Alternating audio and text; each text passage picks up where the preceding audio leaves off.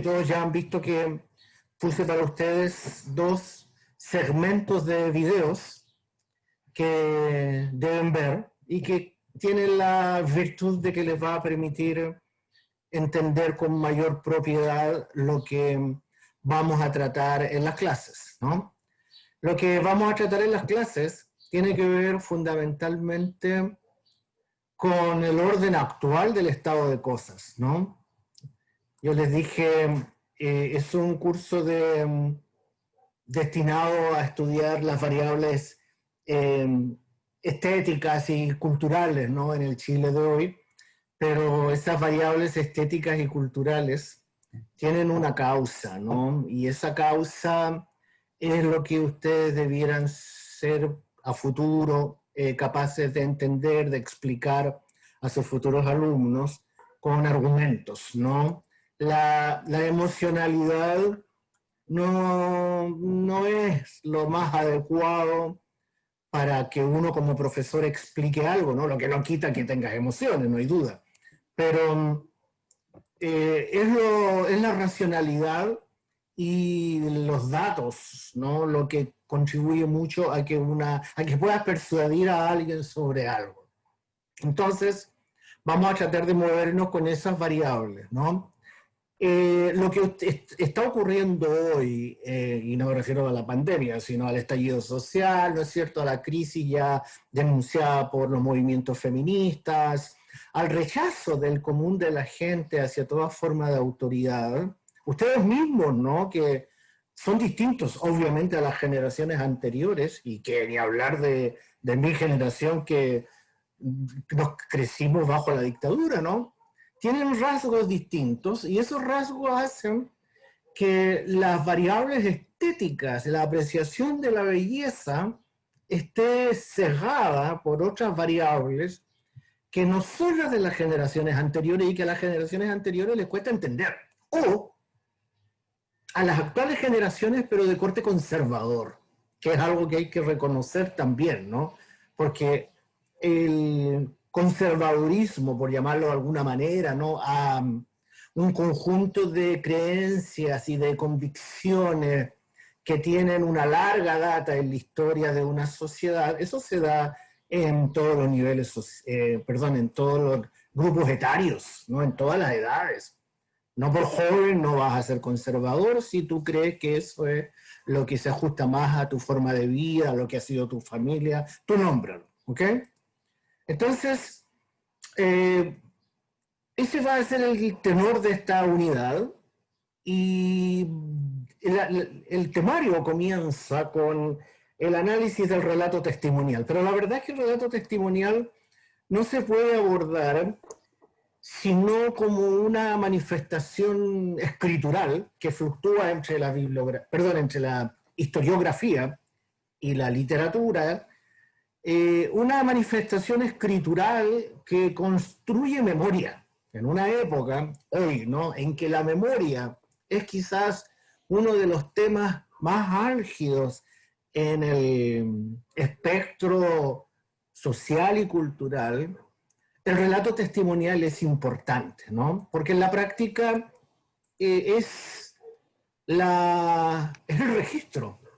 Siempre voy a tratar de ser muy cuidadoso con las palabras, así que no les extrañe que me demore en decir algo de vez en vez, ¿no? Me importa mucho que lo que yo diga ojalá tenga más objetividad que emocionalidad. Y a ustedes les invito que hagan algo semejante cuando deban hacer un trabajo o deban hacer una clase sobre este tema, porque no todo el mundo va a estar necesariamente de acuerdo con ustedes, y no tiene por qué estarlo, ¿no? Repito entonces, es el registro de las experiencias de hombres principalmente, relatos testimoniales de mujeres en cantidad son menos, pero los hay, de hombres y mujeres que vivieron la experiencia del encarcelamiento, la tortura, la violación sexual, y bueno, muchos de ellos murieron y otros tomaron sus relatos, ¿no? Y otros sobrevivieron y entonces contaron en esos textos lo que les ocurrió. La importancia que tiene para mí, no puedo obligarlos a ustedes a que piensen de la misma manera, pero mi trabajo es transmitirle parte de mis conocimientos sobre la base de este programa y de este curso. La importancia de semejantes registros es que constituyen memoria. Eso es lo primero. Yo estoy trabajando de esto ya hace más de 30 años, ¿no? Y de la memoria no se hablaba de la forma como se está hablando ahora. Negar lo que ocurrió cae dentro del término negacionismo, que ustedes lo deben conocer perfectamente, y se enmarca en el rechazo a la historia comprobada, demostrada, de los excesos cometidos en situaciones de crisis. Miren cuán eufemístico estoy siendo, ¿no? Estoy hablando de la Segunda Guerra Mundial y del genocidio que los nazis hicieron respecto de los judíos. Negar aquello recibe el nombre de negacionismo y se extiende hacia todo intento de negar un hecho semejante. Las dictaduras, los muertos, los asesinados, los torturados, negar aquello cae dentro del negacionismo. Pero cuidado, al momento de argumentar, yo les invito a que argumenten con datos duros, ¿ok? Con datos duros, porque repito, la emocionalidad sirve sí, pero tiene un techo bajo, que es cuando se te acaba el sentimiento, y una corta duración, que es cuando entra la razón por sobre la emoción, ¿vale? El relato testimonial, repito, tiene ese valor. Lamentablemente no tiene todavía la importancia que debiera tener, aunque hay algunos esfuerzos interesantes, ¿ah? Para la próxima clase, no para esta, les voy a contar brevemente, o quizás le mande un mail, de un trabajo de una profesora de historia que está haciendo el magíster de literatura con nosotros y que ha ganado ya 12 fondos del libro, perdón, con un proyecto que enseña a reconstruir la memoria en libros de cuentos para niños. Y claro, yo lo hallé interesantísimo, ¿no? Ella es profesora de historia y está haciendo el magíster en literatura con nosotros porque quiere saber de literatura, saber más. Pero fíjate, ella ha ganado 2 fondos del libro ya con ese proyecto y me pedí en la mañana el apoyo, ¿no?, para hacer unas charlas en la universidad sobre el tema, ¿no? Memoria y literatura infantil. Eso, 10 años atrás, jamás hubiese tenido impacto. Hoy lo tiene. La pregunta entonces es, o una de las preguntas, ¿no?, es ¿por qué la sociedad chilena está como está? Repito, ¿no? Está como está, me refiero al contexto del estallido social, a la insatisfacción, la frustración, la bronca parida, porque ya no puedo ser eufemista en ese aspecto, de buena parte de la sociedad con el sistema. En estos momentos con el gobierno de turno, pero la verdad es que el problema es muy anterior, ¿no? Y yo le decía, no sé si la sección anterior, ¿no?, y me van a perdonar si de repente digo lesera o me repito, porque las 2 secciones son los mismos temas, obviamente.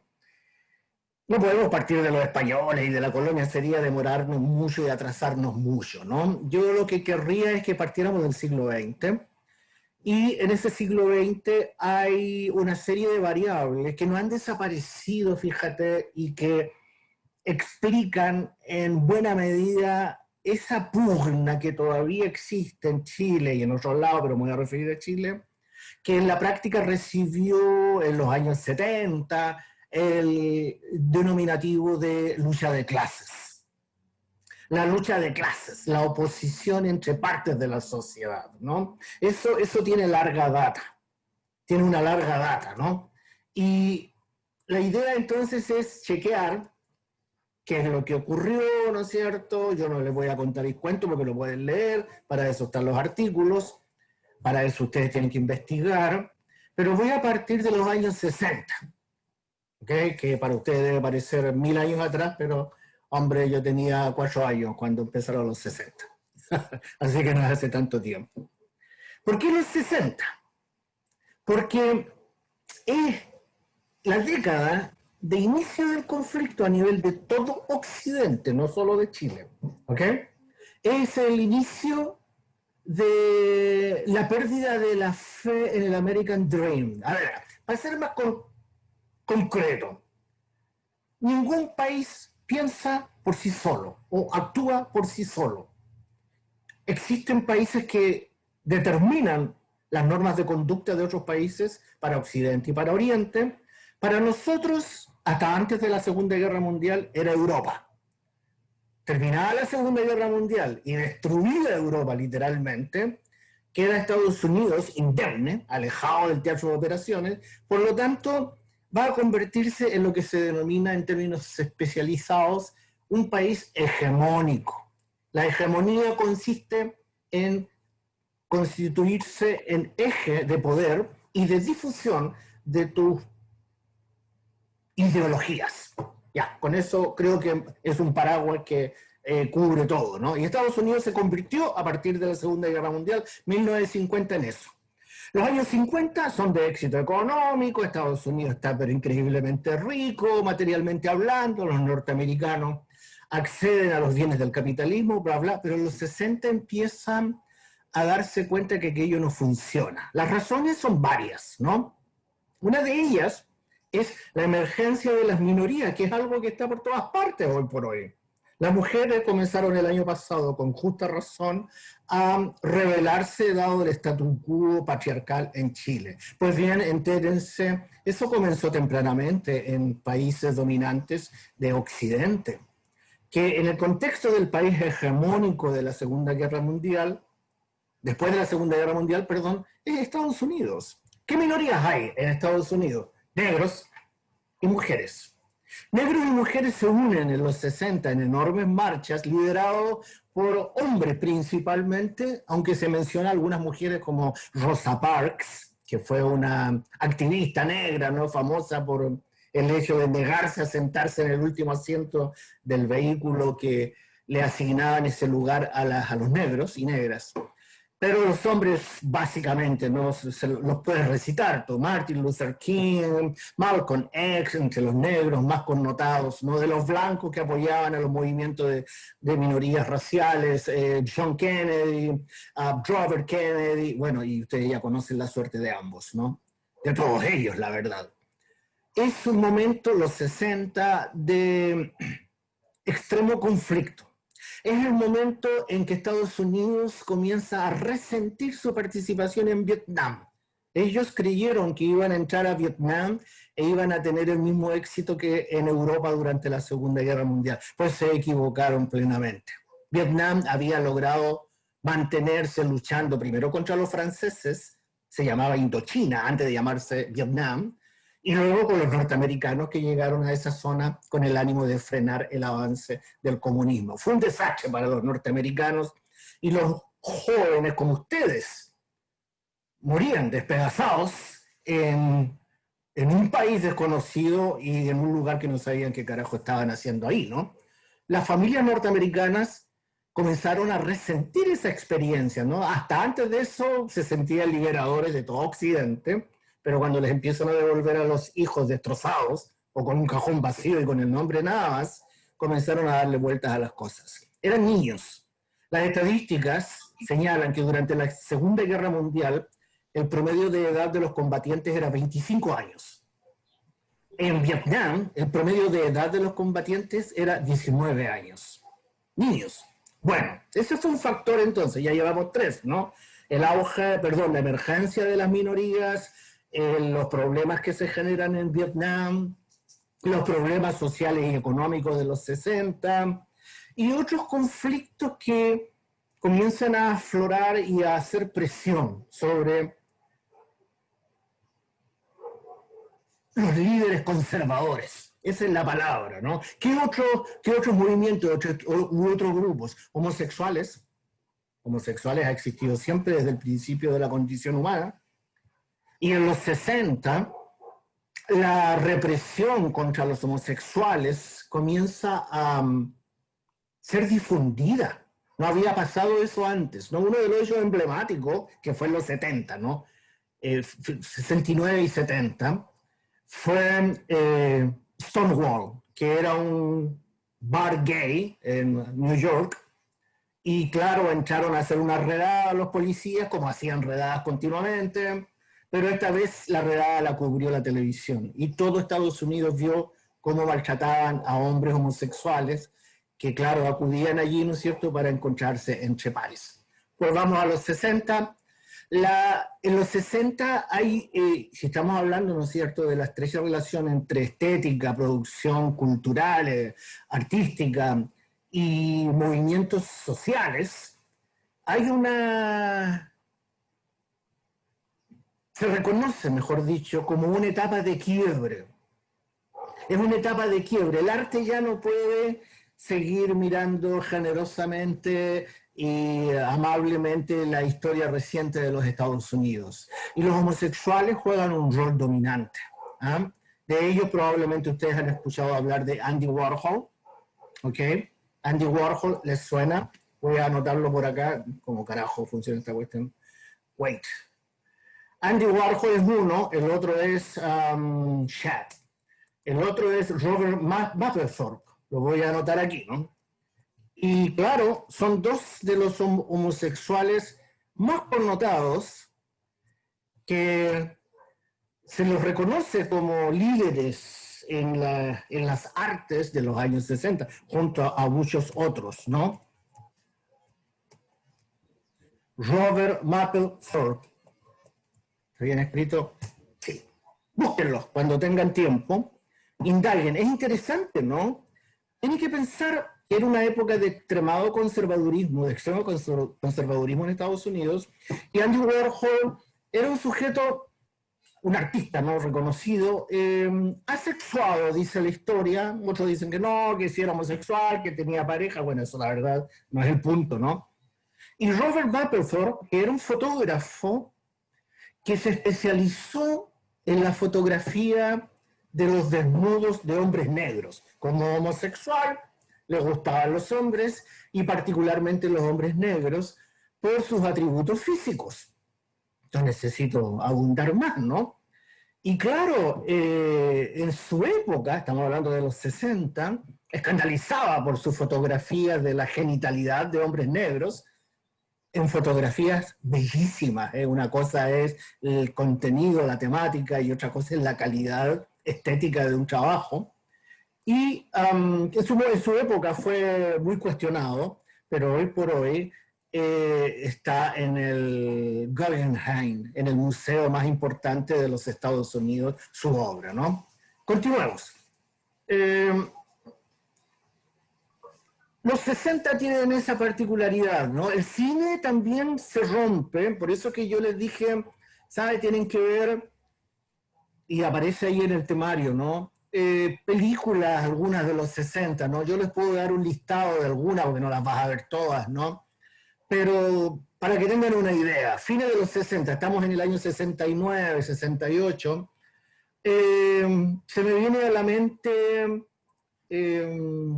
una película. Las traducciones son fatales, ¿no? Por eso estoy pensando en el nombre en inglés, ¿no? En español se llamó Busco mi destino, que es una película, repito, de ese año, y que relata o se refiere a... es casi de tipo documental, ¿no? Las peripecias de dos jóvenes norteamericanos antisistema, ¿ok? No quieren trabajar, no quieren estudiar, no quieren estar con su familia. Ellos quieren vivir la vida, disfrutar, fumando hierba, LSD, emborrachándose y conduciendo sus motos. Entonces tú dices, hombre, cualquiera, ¿no? Ambos personajes, ¿no?, tienen esa particularidad y, claro, reflejan un estilo de vida easy rider, gracias, en inglés, ¿no? Easy rider es el que viaja ligero. No llevas tu maleta, ni esposa, ni cabro chico, ni nada. Bueno, tú ahí de lo más de hoy con tu moto espectacular, ¿no? Espectacular tiene que ser la moto, ¿no? Una cosa picante. Easy Rider, no les voy a contar el final porque les mataría la curiosidad, es una obra emblemática. Es más, dice la historia que buena parte de la película la filmaron con el camarógrafo y los personajes enteramente drogados, ¿no? Así que de repente la cámara chunta para cualquier lado, y qué sé yo. Pero es una película interesante. Dejémosla. Segundo film interesante de la época es El Graduado, con un Dustin Hoffman jovencísimo y que narra el final de la etapa escolar, del liceo, digamos, de un hombre joven, 20 años era, 19 años, que es seducido por una mujer madura, una MILF, conocen la expresión, ¿no es cierto? Y revela la película la podredumbre, si tú quieres, de la clase acomodada norteamericana, la clase que vive en los suburbios, ¿no? Que son las zonas ricas en los perímetros de las ciudades. No es como acá que en Chile en los perímetros de las ciudades están las poblaciones callampas, las tomas y toda la pobreza. Allá no, en los perímetros está la gente que se aleja del común y que vive en lugares muy privilegiados. El graduado es interesantísima, ¿no? Por la denuncia que hace de una sociedad que a pesar de que tiene todas las ventajas económicas, materiales, está literalmente, ¿cuál es la palabra? Descompuesta, ¿no? Decadente. Y la última película que recuerdo, ¿no? Para pasar a algo chileno, es Midnight Cowboy, que se llamó aquí en Chile, no se llamó Cowboy de Medianoche, no tuvo otro nombre, con Jon Voight, el padre de la ex esposa de Alzheimer, ¿cómo se llama este guapetón? Ayúdenme ustedes que deben acordarse, ¿no? Aparece ahí un tema de homosexualidad, por primera vez una homosexualidad masculina de un heterosexual, que en la extrema pobreza tiene que prostituirse en la otrora famosa calle 42 de Nueva York, ¿no? Que era algo así como el barrio clave de aquí de Valparaíso en su época. Son tres películas junto a muchas otras, cuidado, que marcan un quiebre en el cine norteamericano en cuanto a que es una denuncia, Perdido en la noche, gracias, marca una denuncia de lo que estaba ocurriendo. Vamos a Chile, Chilito, mismo año. Dos películas emblemáticas, ¿no? Emblemáticas. Una es la de Aldo Francia, Valparaíso, mi amor, que es una película bellísima y muestra la pobreza extrema de Valparaíso de ese entonces, que no ha variado la tal pobreza un ápice hasta el día de hoy. Y la otra es El Chacal de Nahuel Toro, ¿ok? Que es casi una película con rasgos documentales. Ambos muestran la pobreza extrema de un país que está sumido en conflictos sociales y económicos. Esos son los 60. Por eso que yo le digo, vean la película, porque ambas son muy documentales, ¿no? Aldo Francia filmó en Valparaíso, y tú ves la película, si es que conoces Valparaíso, ¿no? Y vas reconociendo las partes y te das cuenta que no ha cambiado un pelo. Lo que sí han cambiado, creo que lo mencionaba la vez pasada o con la otra sección a lo mejor, es que se cambió la artesa por la lavadora, si has tenido acceso a una lavadora, güey. Pero el común de la gente lavaba como podían, las mujeres, no en artesa, los cabros chicos con los mocos colgando alrededor, el viento soplando para todos lados, y los esposos borrachos. O sea, eso creo que no ha cambiado mucho en el Valparaíso de hoy. Y El Chacal de Nahuel Toro muestra la pobreza extrema de un grupo importantísimo en los 60 que va a permitir el acceso de Eduardo Frei Montalva a la presidencia. Los campesinos, el campesinado. Dejemos el cine entonces, si vamos a la cuestión social, todos estos conflictos que les he mencionado, que se gestaban, se desarrollaban en el país más poderoso del mundo, que era Estados Unidos en los 60, tenían eco en otros países, ¿no? El caso de Chile no era la excepción. Y Chile tenía todos los elementos para convertirse en caldo de cultivo de lo que Estados Unidos más temía, que era la expansión del marxismo. No olviden que el año 59 había sido la Revolución Cubana, y claro, en la pobreza extrema de toda América Latina, el marxismo encajaba mucho mejor como ideología que el capitalismo. Ya, Carol, no hay problema, que dice que se está quedando sin batería y hay corte de luz. Puedes ver la grabación después. Chile, entonces, en la extrema pobreza, va a tener un gobierno rupturista, demócrata cristiano, pero cuidado, era la democracia cristiana de los 60, años 64, para ser más exacto, muy cercana a la izquierda, ¿no? que venía después de un gobierno conservador. ¿Por qué importa? Porque mucho se ha dicho que el golpe militar, ¿no es cierto?, fue consecuencia del rechazo a los excesos de los grupos que acompañaban a Salvador Allende en la Unidad Popular. No, no es así tan cierto. Lo que hizo Allende fue recoger en buena medida lo que ya había comenzado la democracia cristiana. Ahora, no es que yo sea demócrata cristiano, sino que es lo que la historia señala. De hecho, apareció un artículo muy interesante en La Tercera, que se lo voy a enviar por mail, que es una serie de entrevistas a historiadoras chilenas, de la USACH una y de la Chile la otra, en razón de los 50 años a la elección de Salvador Allende. Y menciona eso, lo que estoy diciendo, ¿no?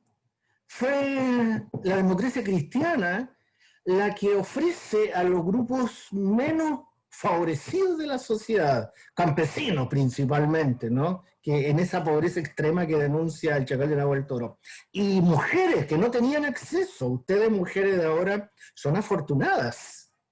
Son afortunadas porque, de hecho, en la carrera de castellano son más mujeres que hombres, cada vez hay más mujeres accediendo a la educación superior, cada vez hay más mujeres jefas de hogar, eso significa que pueden tener un trabajo, que tienen profesión, tú nómbralo. Bueno, eso agradezcanselo a los años 60. Eso comienza tenuemente en los 60, ¿no? El acceso de la mujer a la educación superior, principalmente. De hecho, hay una obra que quizás les pueda resultar interesante, espero, ¿no? ¿Cómo carajo se chatea en esta cuestión? Ahí está. Hay una obra que denota esto, ¿no? No tienen que leerla ahora, ¿eh? Se llama, creo que es de 1961, que es de los 60, es de los 60, ¿no? Eso es.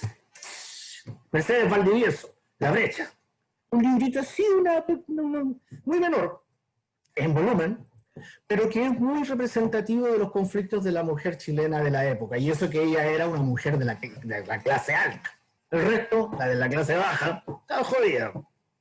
Condenadas a tratar de conseguir un matrimonio a como diera lugar, soportar al hombre que le tocara en suerte, y pelar el ajo siendo jefa de nada, siendo dueña de casa y criando niños hasta que se muriera. No había más suerte realmente hasta los 60 para la mayoría de las mujeres chilenas.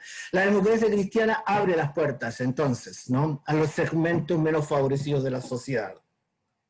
Algo que va a recoger después la Unidad Popular. Ya en los 60 comienza entonces la preocupación de la clase alta y, cuidado, la clase media. Aquí tenemos que hacer un análisis objetivo de la situación. Mucho se ha hablado de que, claro, la clase alta, los ricos, no sé, tú nómbralo con el epíteto que quieras, fueron los que alentaron el golpe militar. No solo ellos, porque comprenderán que ricos en Chile había muy pocos, como todavía lo sigue habiendo. Los que contribuyeron considerablemente a motivar a las Fuerzas Armadas a llevar adelante el golpe militar fue la clase media. Ahora, esto no lo digo yo, como nada de lo que he dicho comprenderán, no se me ocurre ni lo invento. La mayoría de los libros que analizan el fenómeno que ocurrió en Chile con el golpe militar reconocen que, como en toda situación de crisis, la clase media juega un rol importante. ¿Quiénes son la clase media? Nosotros, ustedes, yo, gente que viene de extracción social muy humilde, que ha salido adelante con esfuerzo, los padres pelando el ajo para que tú y yo hayamos podido llegar a la universidad, y de pronto tenemos un nivel social y económico muy distinto al que tuvieron nuestros padres. Mis padres nunca pasaron la básica, nunca terminaron la educación básica. Esa clase media nos ve con buenos ojos que los pobres, que eran ellos antes, ¿no?, accedan a sus mismos beneficios sin pasar con las mismas vicisitudes. Supongo que habrán escuchado expresiones sobre gente de izquierda o sobre los pobres que dicen cosas como, dos puntos, comillas, quieren todo gratis, cierre de comillas. Y fíjate que esa frase, que es muy común, es muy extendida, quieren que les den todo, son flojos, no quieren esforzarse, podría seguir, ¿no?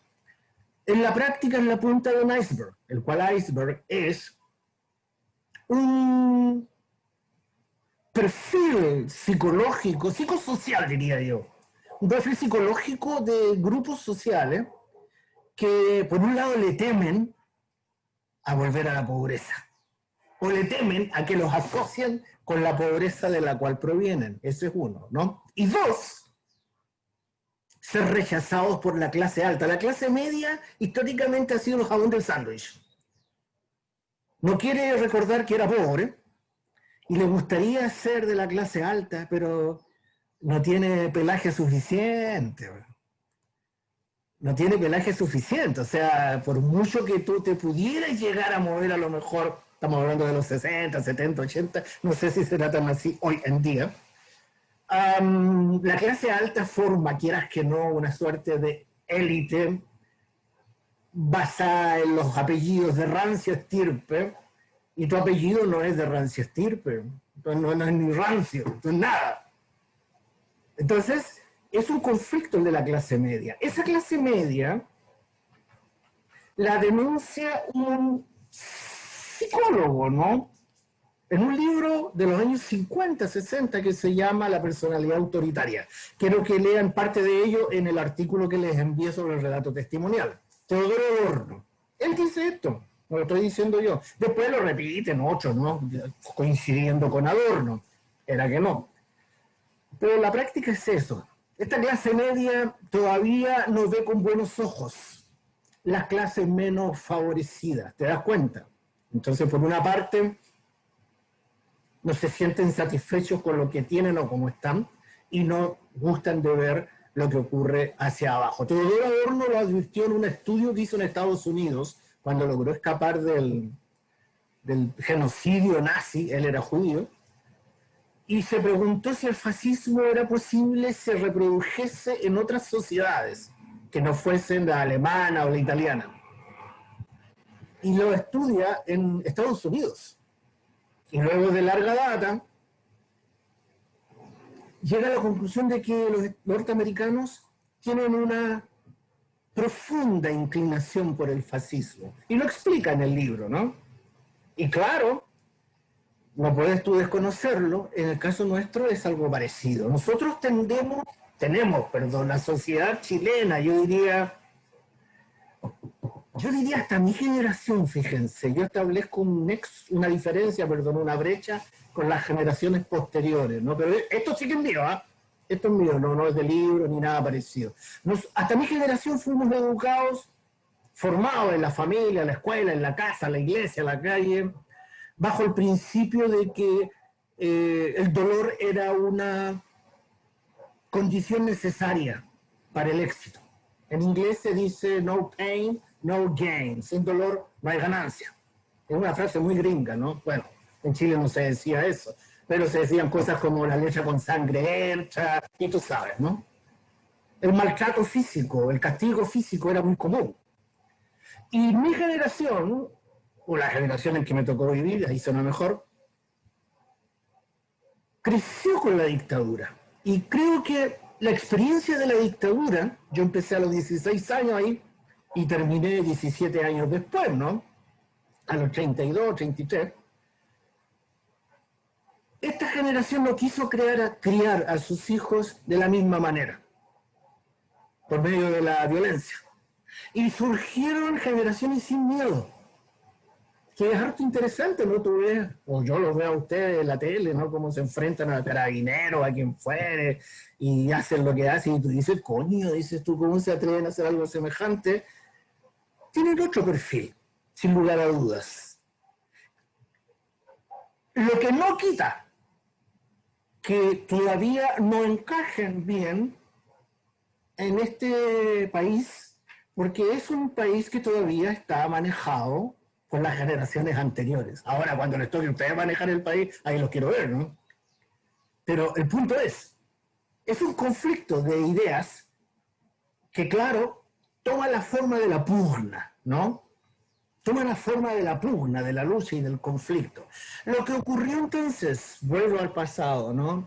En razón del golpe militar, fue el temor de la clase media y claro, la clase alta, que a todo esto, si la clase alta se veía conflictuada, agarraba todo su dinero que lo tendría en bancos internacionales y se iba del país nada más, que de hecho pasó eso con muchos ricos, ¿no? Pero la clase media se quedaba. Fue la clase media entonces que animó a esto, alimentó esto en una bronca parida que se advierte muy bien en uno de los dos segmentos que les dejé.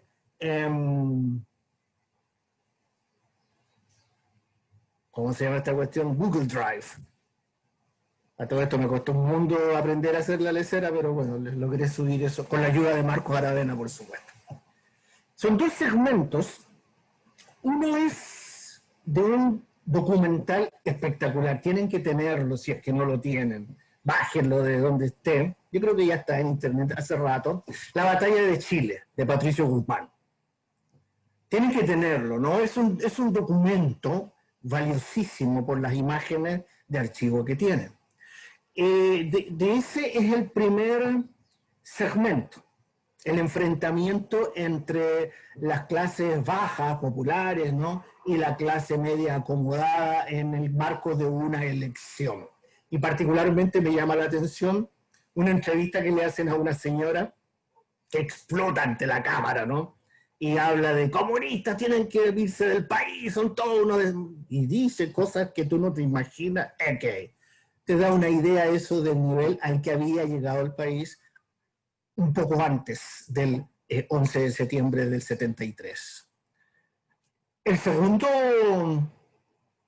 segmento ya no es del trabajo de Patricio Guzmán, sino que es el trabajo interesantísimo también, y otra vez yo creo que debe estar en internet, de Televisión Nacional, que para el año 2000 hizo un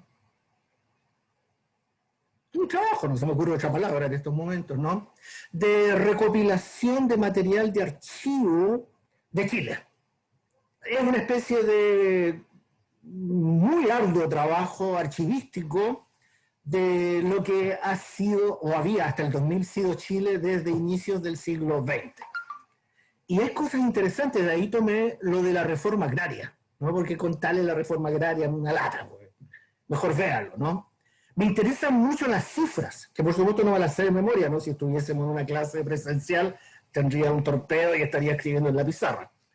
Pero, ¿qué dicen las cifras de la reforma agraria? Antes de eso, la reforma agraria no fue una medida instaurada verticalmente por Salvador Allende. No, señor.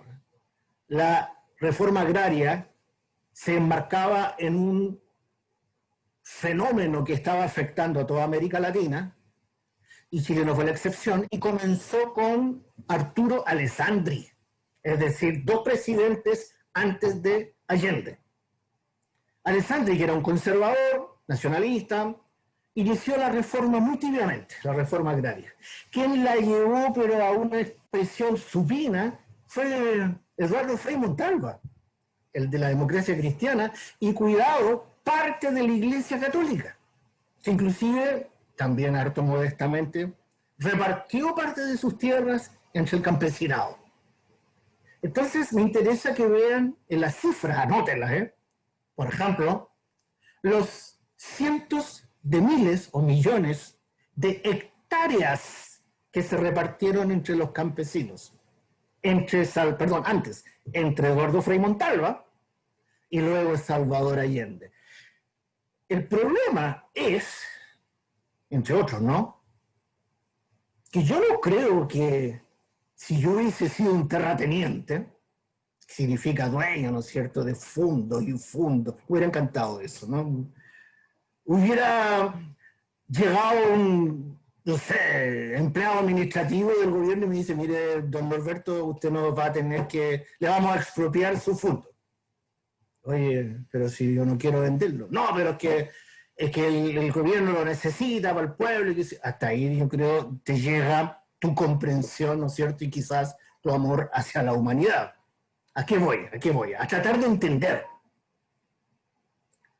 La reforma agraria no fue una imposición, fue una ley que estaba hacía décadas en el sistema legislativo chileno y que obedecía a un plan de tratar de generar las condiciones para el bien común, que es la tarea de todo gobierno, no preocuparte por el bien común. Y claro, los campesinos estaban en una condición paupérrima. Se aplicó expropiaciones tibiamente en gobiernos anteriores y fue Eduardo Frei quien la hizo enorme. Y luego lo siguió todavía con más expropiaciones Allende. Pero ya Allende estaba recogiendo el odio parido de las clases acomodadas chilenas, ¿no? Las que tenían tierra, las propietarias. Y cuidado, en un marco de violencia, porque a la par de las expropiaciones legales estaban las tomas de los campesinos, que por la fuerza se apoderaban de tierras. Entonces, se acentuaron las condiciones para un enfrentamiento. ¿Hubo muertes? Sí, hubo muertes, ¿no? Pero eso se magnificó cuando llegó el golpe militar. Uno de los hechos emblemáticos, ¿no? Que a ti te hace pensar y tú dices, ¿cómo es posible que algo así haya ocurrido? ¿Cómo es posible que los chilenos, ¿no es cierto?, que supuestamente éramos un país hermano, una gran familia, hasta antes del golpe militar hayamos hecho lo que hicimos? Porque aquí, cuidado, yo creo que en alguna medida no puedes hablar de ellos, ¿no? Como si fuésemos extranjeros. Paine. Paine es un pueblito, ¿no? Espero no ofender a nadie de Paine, que ustedes lo deben conocer por las sandías de Paine, famosas. Bueno, es más importante que eso, ¿no? En Paine es famoso, tristemente famoso después del golpe, porque las Fuerzas Armadas, no voy a hablar de quién puede haber sido de las Fuerzas Armadas, ¿no? Ejército, qué sé yo, aviación armada, mató a todos los hombres del lugar, aproximadamente se dice unos 60 a 70. ¿Por qué? Porque los terratenientes del lugar, a los cuales los campesinos les habían expropiado las tierras o se las habían tomado por la fuerza, los terratenientes los denunciaron a dedo, ¿no? Y claro, la gente ¿cuál sería el término más técnico? Los agentes del Estado, entiéndase, soldados, no sé, marinos, aviadores, lo que tú quieras, los tomaron, los sacaron de las casas y mataron, fusilaron a aproximadamente 70. Eso está cuidado por todos lados, ¿eh? Hay inclusive interesantes reportajes de televisión que han salido sobre el tema. Pero hay un libro, a ver si lo noto acá, que se llama El Callejón de las Viudas. ¿Lo escribí bien? El Callejón de las Viudas. Bien. De Ruby Reitzel. ¿Está bien escrito? Listo. Ese librito, por el tamaño, ¿no? No es para disminuirlo, es interesantísimo porque ella, no sé si fue, porque ya era mayor cuando sacó el libro, periodista.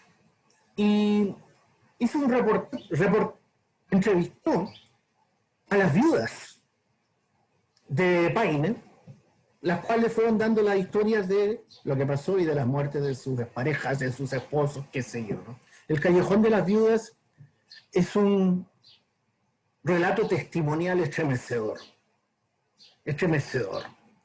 Bien, tú podrías decir, y aquí este dato importa, ¿no? Para cuando ustedes se enfrenten a algo que se van a enfrentar, ¿eh? Y que no deben tomarlo a mal. Alguien que les diga, en una clase cosas como, no, esas son puras mentiras. Chuta. ¿Cómo tú le demuestras que no es mentira? La Robbie Wade se inventó. La mejor forma es mostrando una amplia variedad de fuentes, coincidentes por supuesto, ¿no? Y de que las hay, las hay. Tienes las denuncias registradas y luego difundidas por la Comisión Valeg. Tienes relatos testimoniales, reportajes, documentales, si es que no lo dije antes. Y fíjate que hay un trabajo interesantísimo que en su época yo no lo, como dicen ustedes, no lo pesqué mucho, ¿no? De tonto, uno siempre es tonto en la vida y no dejas de serlo nunca, la verdad. Que fueron las tapestries, arpilleras. Nunca yo había prestado atención a las arpilleras, ¿no? Que las sabía que era algo que hacían las mujeres en los talleres, quizás de ahí venía un poco la mirada poco apreciativa, talleres de mujeres, arpilleras, bien. Sucede que conocí en Estados Unidos a una chilena cuya madre trabajaba en la Vicaría de la Solidaridad. En la Vicaría de la Solidaridad habían talleres para mujeres que habían sufrido la experiencia de perder a su familia en el contexto del régimen dictatorial, ¿no? Estoy hablando de los años de la dictadura. Y uno de sus trabajos era de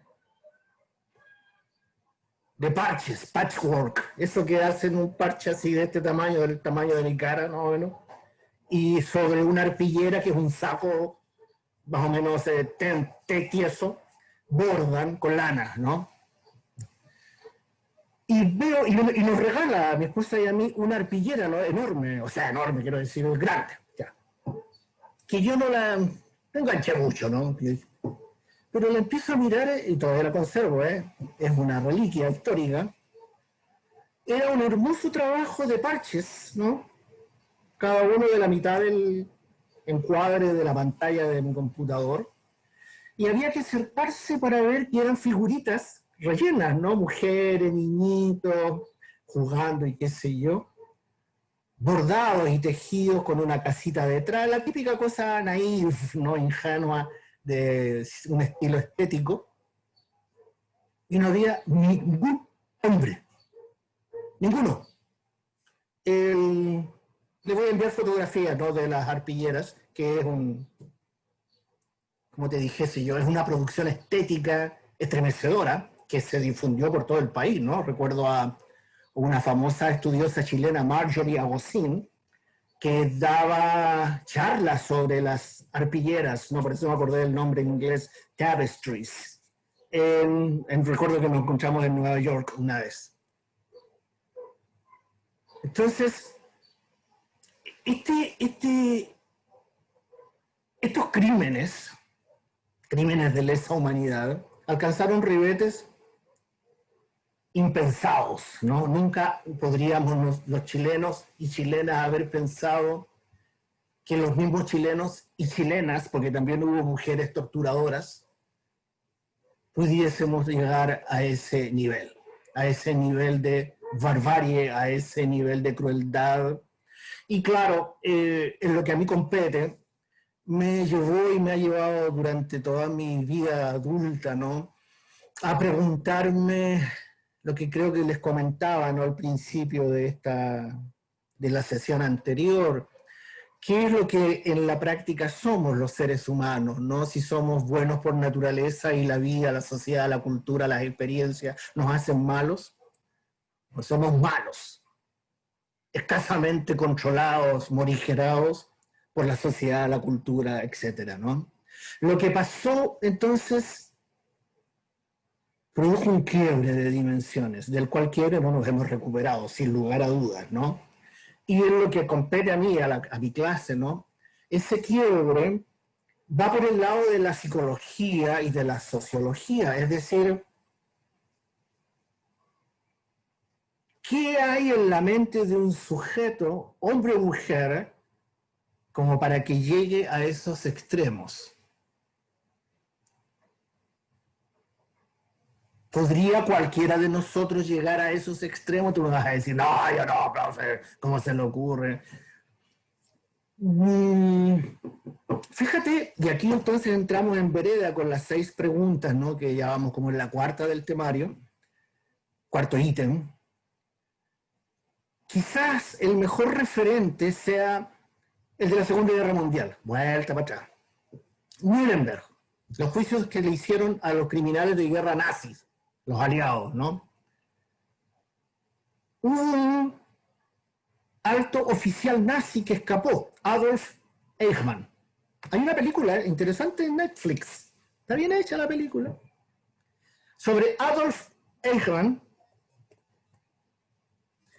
Vamos a hablar brevemente, no sé si con una o con 2 Ns, no sé nada de alemán, así que. Y escapó, llegó a Argentina y ahí vivió de forma anónima hasta que el servicio secreto israelí, el Mossad, en los 60 se entera que Eichmann estaba en Argentina y recibe la orden de secuestrarlo y llevarlo a Israel para ser juzgado. Es interesante, ¿no? Lo hacen, no sin dificultades, y Eichmann es juzgado entonces en Israel y es condenado, se imaginará. Murió en la horca. Aquí importa una mujer, ¿ok? A ver si lo logro escribir bien. Hannah Arendt.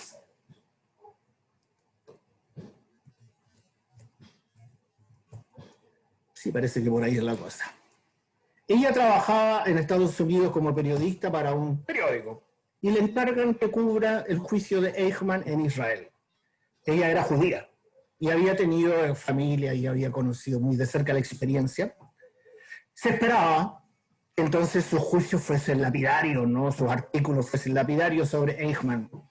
Y ocurre todo lo contrario.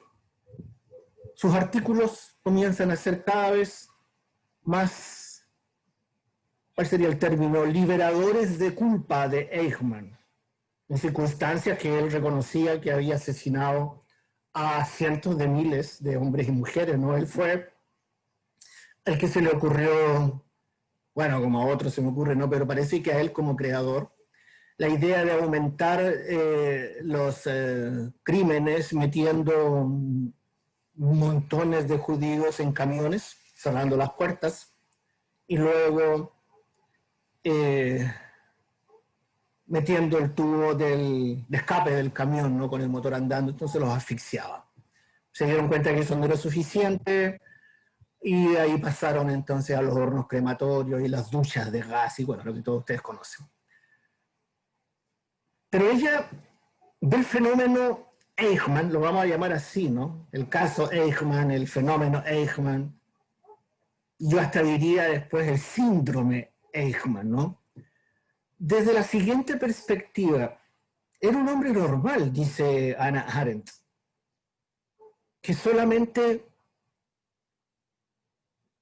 hacía bien su trabajo, era un buen administrativo. Y claro, comienzan a surgir a partir del trabajo de Hannah Arendt ideas en torno a estos excesos desde el punto de vista de conceptos tales como el bien común, por ejemplo. Muchas barbaridades se han hecho en razón del bien común. En el caso de los nazis, el bien común consistía en liberar a Alemania de la lacra, para ellos, judía, argumentando, cuidado, más o menos los mismos argumentos que se utilizan hoy para rechazar a otros, migrantes, a minorías étnicas. ¿Cuáles eran esos argumentos? Afectan la economía porque su mano de obra es más barata y quitan el trabajo a los nacionales. 2, son negros, no como nosotros que somos blancos. 3, son delincuentes porque no están dispuestos a vivir y a trabajar duramente como nosotros y sí quieren salir adelante por la vía de la delincuencia. Bueno, podría seguir con argumentos espurios como esos, ¿no?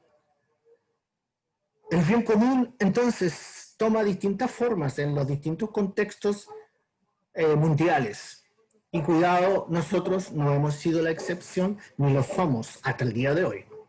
Todavía tú ves la tele y hay proyectos del Congreso por reducir y ojalá acabar con las migraciones. Y los argumentos van más o menos de la mano con lo que yo les estaba diciendo hace poco. Uno de los argumentos, una de las explicaciones, sí decía un representante del gobierno, no, que vengan, pero que vengan y que no vengan a delinquir, ¿sí? Y que no vengan a robar, y bueno, podría seguir. Esa mirada del bien común es un argumento interesante, porque la pregunta es, ¿quién determina el bien común? ¿Y en razón de qué? La segunda variable es lo que Arendt denominó el idiota moral. Es una expresión interesante, ¿eh? El idiota moral no es que sea un psicópata, enfermo mental, qué sé yo, una rareza de la sociedad, sino que no considera las ideas del bien y del mal de la manera que parece debiéramos considerarla todos. La mayoría de los torturadores se enfocan en ello, ¿no? Se enmarcan en ello. El idiota moral, Ehrman representaba con toda propiedad el idiota moral. Era extremadamente acucioso en su trabajo, que lo trataba como un trabajo administrativo, ¿eh? Tanto es así que fue descubierto, y muchos jerarcas nazis fueron descubiertos, por el celo en anotar nombres, cantidades, fechas, la gente de donde provenía, etcétera, y luego cómo los exterminaban, los quemaban en los hornos y lo que tú quieras, ¿no? Y los registros quedaban. Creyeron que nunca les iba a pasar nada, ¿no? Ese es un tercer factor que importa. La impunidad. La impunidad. Si tú piénsalo de esta manera, ¿no? Tú eres como eres, ya listo. Sabes que no debes hacer esto, ya perfecto, estamos de acuerdo. Porque es malo, oh sí, sí, es muy malo. Pero ¿y si desaparecieran las variables que te hacen considerar que aquello es malo? Es decir, que no vas a tener ningún castigo, no va a haber ninguna consecuencia. No va a haber ley del hombre, no va a haber ley de Dios. Nadie te va a cuestionar lo que tú haces. ¿Serías el mismo o la misma? Pregunto. Sí, me dirás tú, por mis principios, dice. Who knows? ¿Quién sabe?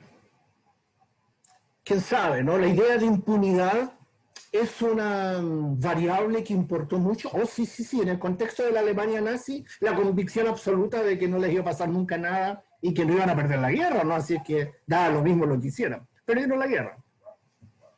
Y pasó lo que pasó. En el caso de Chile, la idea de impunidad también se extendía, ¿no?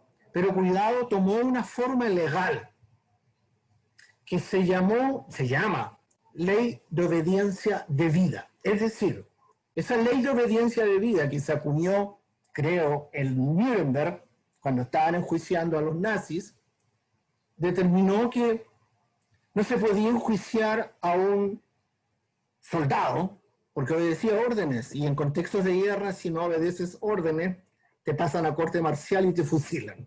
Por lo tanto, o obedecías o obedecías. Y la ley de obediencia debida, entonces, salvó a numerosos oficiales de rango bajo. ¿Ok? Bien. Ahí tienes otro concepto, ¿no? Que te hace a ti pensar. La ley de obediencia debida. Tú dices, claro, bueno, pero es que eso pasa en situaciones de crisis, tú sabes, dictadura, guerra. No. No, y aquí entroncan dos trabajos interesantes, ¿no? También de los 60.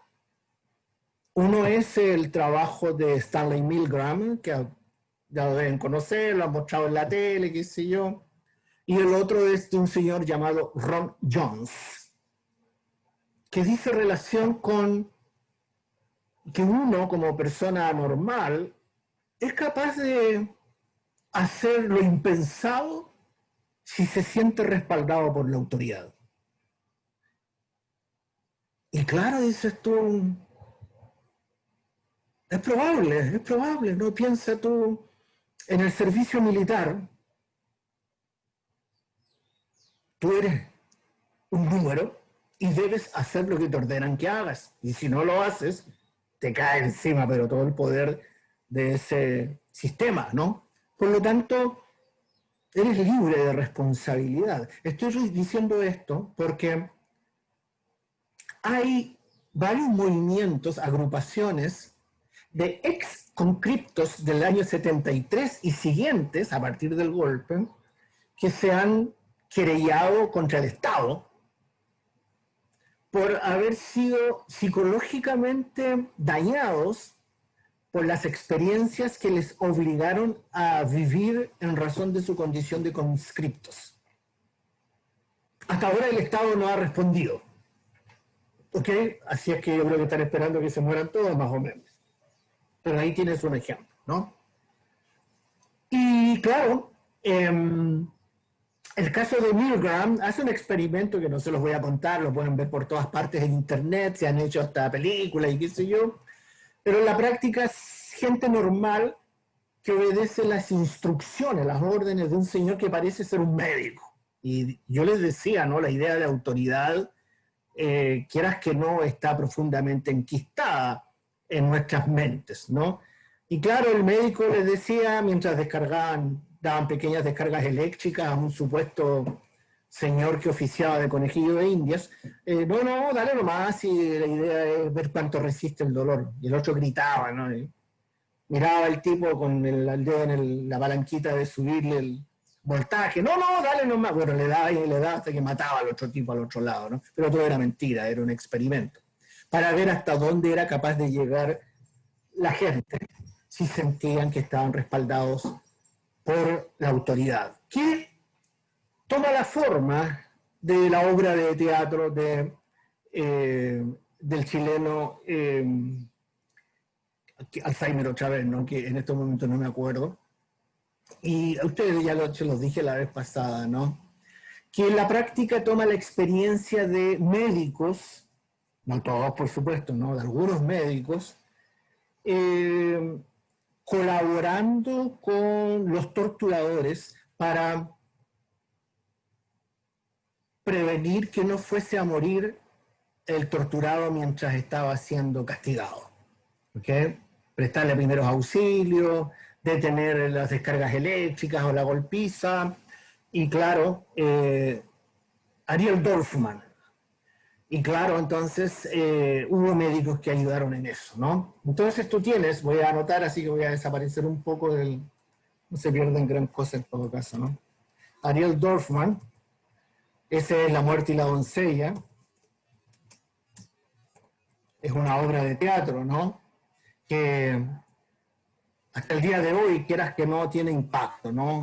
Cuando salió no tuvo tanto impacto. Los chilenos no querían saber de lo que había acontecido. Con los años sí. Y luego, un trabajo interesantísimo de un señor llamado Francisco Simón, y la obra se llama Traición a Hipócrates. Traición a Hipócrates no es una obra de teatro ni una novela, no es un trabajo ficcional, ¿no? Es un libro que reúne información verídica, certificado, fotografía, documentos firmados, testimonios legales, bla, bla, de médicos chilenos que colaboraron en la tortura a prisioneros políticos. ¿Ok? Es más, hay un reportaje de Chilevisión, que se hizo hace años ya, pero que es horrible, sobre el tema de médicos en dictadura o algo así se llamó, ¿no? Médicos torturadores, así se llamó. Y entrevista a torturados y entrevista a médicos que escapan de la cámara, por supuesto, y bueno, sigue todo el periplo de que fueron enjuiciados y algunos de ellos están presos en estos momentos, ¿no? Así es que de que hay pruebas, o sea, no es una cosa que alguien, claro, con razón te diga, no, eso es mentira, un médico jamás haría eso. O sea, el oficio que tú desempeñes no tendrá mucho que ver a lo mejor con tus ideas, ¿no? O a lo mejor tus intenciones podrán ser las mejores, pero las intenciones cambian si las circunstancias cambian. Es el caso de La muerte y la doncella. Con esto voy a terminar, ¿no? Son las 5 ya. Es un médico que es invitado por su hermano, que era de un agente secreto o algo así, de la represión, a que vaya a colaborar en las torturas para salvar a los torturados, y tú le dices que eres médico, bla, bla, ¿no es cierto? Que juraste ayudar a que la gente no muriera. El otro se resiste al principio hasta que al final acepta, y allí comienza a cambiar él, ¿no? Se da cuenta que desea a las mujeres que están torturando. Las ve desnudas, las ve deseables. Y dice frases que son interesantes, ¿no? El actor es Ben Kingsley. Hay una película interesantísima con el mismo nombre, ¿no? Y dice en inglés, no tenía que ser amable, no tenía que seducirlas, solo tenía que tomarlas y no iba a tener ninguna consecuencia. Y se lo dice en la cara a la mujer que él había violado, según el relato, 14 veces en el contexto de su encarcelamiento, de su prisión. Entonces, es interesante, ¿no? Porque en la práctica lo que dice el diálogo de Dorfman, ¿no es cierto?, la obra de teatro que reproduce la película después, son los cánones culturales. Seducir, tienes que gustarle a la contraparte, ¿no? Ser amable, ser simpático, ser generoso. No. Lo puramente animal, gustar, desear y tomar, y dejar sin consecuencia alguna. Él lo podía hacer. Eso es entonces lo que nos va a llevar en estas exposiciones, ¿no?, sobre el tema de esta subunidad. El trabajo de ustedes es soportarme en estas sesiones o escuchar la grabación, ¿no es cierto? Investigar por su cuenta, leer lo que yo les mande adicionalmente, ver los segmentos, son segmentos de 3 minutos, algo así también, ¿no? La parte que me interesa que vean de documentales, para luego completar el temario que les mandé. ¿Estamos bien? ¿Queremos estar acá? ¿Ok? Bien. Profe, ¿puede subir el temario a Yaula o mandarlo por correo porque no tenemos el temario? Sí, se los mandé, pero te creo, lo puedo volver a hacer, no hay problema. Ya, voy a volver a preguntar lo que pregunté al principio. ¿Alguna de ustedes es o conoce a una joven llamada Bárbara Matus? No, miento, Belén Matus. Me llegó esa solicitud de que la incorporara a las películas que dejé en Google Drive, pero era un correo electrónico no institucional y Google Drive no acepta. Ya, ok, ninguno de ustedes. Quedemos hasta acá entonces. No nos vamos a ver la próxima semana porque es